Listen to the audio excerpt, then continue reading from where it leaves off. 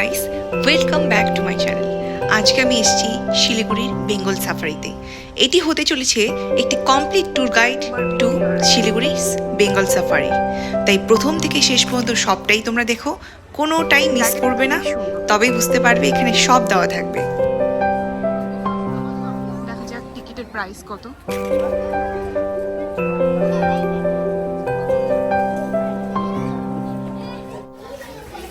এখানে তোমরা দেখতেই পাচ্ছ জিপ লাইন আছে শর্ট অ্যান্ড লং।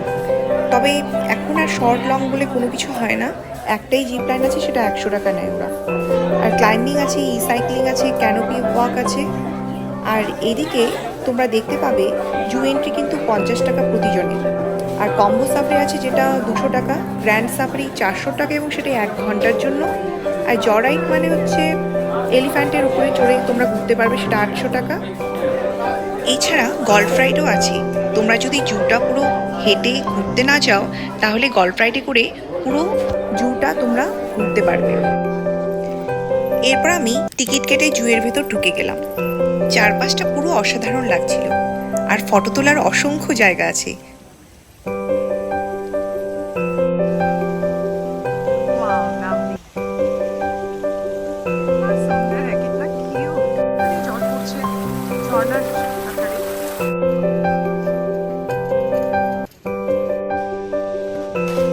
কিছুটা এদিক ওদিক ঘুরে আমি জিপলাইন অ্যাডভেঞ্চারের জন্য তৈরি হয়ে নিলাম। এখানে এলে তোমরাও এটা ট্রাই করো, তোমাদের ভালো লাগবে। গাইস দেখো, আমি চলে এসেছি জিপলাইন অ্যাডভেঞ্চারের জন্য। এটা আমার প্রথম অভিজ্ঞতা হতে চলেছে। যেহেতু এটা আমার সোলো ট্রাভেল, আমি একাই এসেছি, তাই আমার জন্য ক্যামেরা ধরার কেউ ছিল না, তাই নিজেকেই ধরতে হয়েছে ক্যামেরা। আর এখানে যারা এক্সপার্টস আছেন তারা প্রচণ্ড যত্ন নিয়ে তারা এই কাজটি করে থাকেন, তাই তোমাদের ভয় পাওয়ার কোনো কারণ নেই।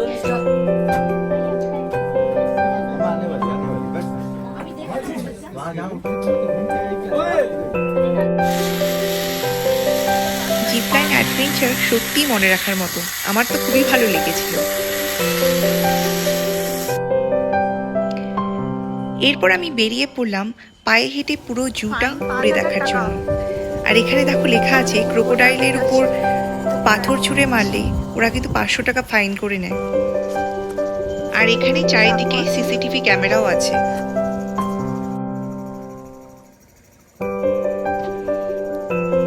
দুটো কুমির দেখতে পেলাম, তারা শুয়েছিল, তবে ঘড়িয়াল আমি দেখতে পাইনি।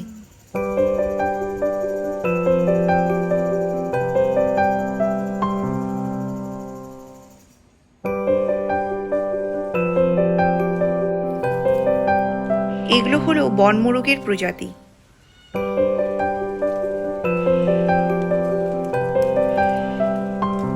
পায়ে হেঁটে পুরো জুটা ঘুরে দেখতে বেশ ভালো লাগছিল। যদিও একাই এসছি, তবুও মনে হচ্ছিল না যে আমি একা। এত লোকজন এসছে, খুবই ভালো লাগছিল।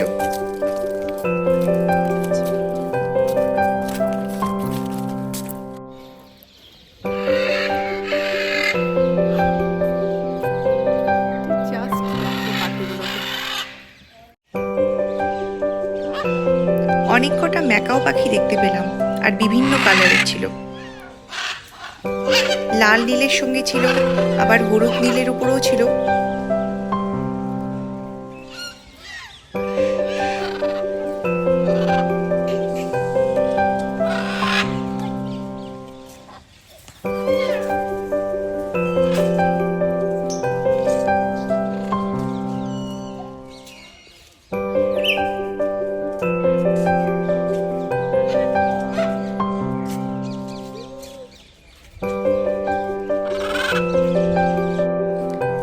এরপর চলে গেলাম ক্যাঙ্গারুর খাঁচার দিকে।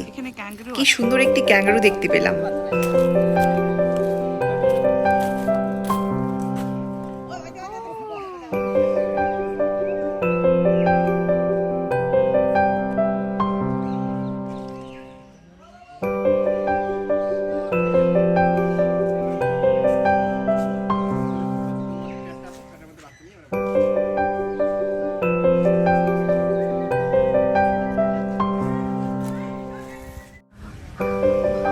এখানে তোমরা অসংখ্য চারা গাছ দেখতে পাবে এবং এই চারা গাছগুলো তোমরা যদি প্রয়োজন মনে করো তোমরা কিনতেও পারবে।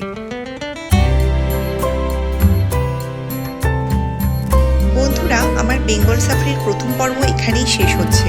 এরপর আমি আবার নিয়ে আসবো এর দ্বিতীয় পর্ব। তোমরা অবশ্যই থেকো, সেখানেই তোমরা দেখতে পারবে গ্র্যান্ড সাফারি এবং আরও অনেক অভিজ্ঞতার কথা তোমাদের আমি অবশ্যই জানাবো।